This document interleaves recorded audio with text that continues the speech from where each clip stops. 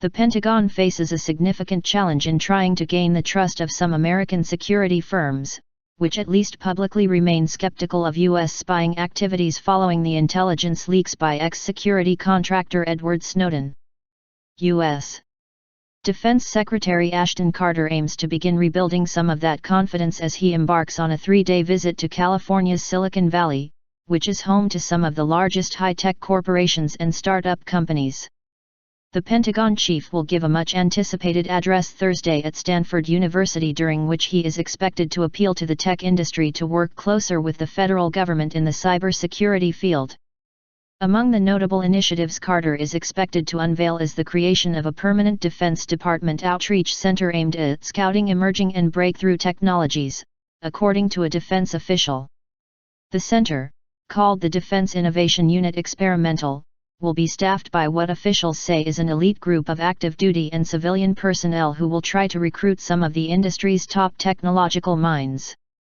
Carter acknowledged the job of reaching out to the tech community has been made more difficult by Snowden's leaks of secret intelligence documents, which have exposed numerous domestic and international surveillance operations. Are there suspicions? Are there issues that arose, obviously in the case of the Snowden case?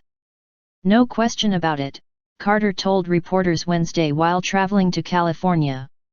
Restoring ties with tech companies will be a big challenge for Carter, according to Rob Pritchard, a cybersecurity specialist at the Royal United Services Institute, who spoke with VOA on Thursday. He has to find a way to get them to cooperate whilst allowing them to communicate to their customers that their data is still secure and safe. And I think that's going to be quite difficult, says Pritchard. He says U.S. technology companies will have a particularly difficult time reassuring their customers who live overseas, and therefore have less privacy protections than American citizens, under U.S. law. I think it is quite a big challenge, although I think it's notable that presumably these tech companies did work with the NSA or the FBI prior to the Snowden leaks, so I'm not really clear if they're taking a moral stance or it's because of the damage to their bottom line, Pritchard said. Tobias Feakin, a cybersecurity expert at the Australian Strategic Policy Institute, tells VOA he also thinks market forces have helped push companies to publicly side with their customers who are demanding more privacy. There's certainly a shift in many U.S. companies trying to distance themselves somewhat from U.S. government security architectures. Because they've taken a hit on share price and they're trying to respond to a customer base who are increasingly wary, Feakin said. Another obstacle, according to Defense Secretary Carter's comments on Wednesday, is the Pentagon's perceived lack of coolness among young professionals. So how can the U.S. military become more trendy for up-and-coming tech minds?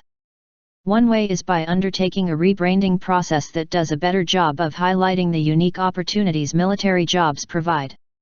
There is no doubting the U.S. military will be on the absolute cutting edge of technology developments of some programs that some individuals can get involved in and will be of distinct interest who have an interest in national security issues, says Feakin.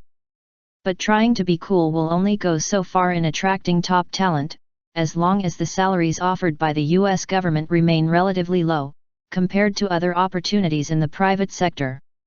If they're competing in Silicon Valley, they simply can't compete from a financial point of view, in terms of encouraging individuals into the military to work on these kinds of programs and then sustaining that in the longer term, Feakin says.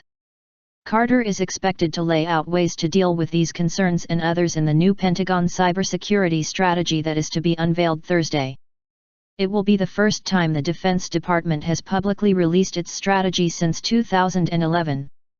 Officials have said the document will be more transparent than the previous version regarding the government's cyber activities, a move that is considered to be another step toward regaining the trust of those still suspicious about its programs.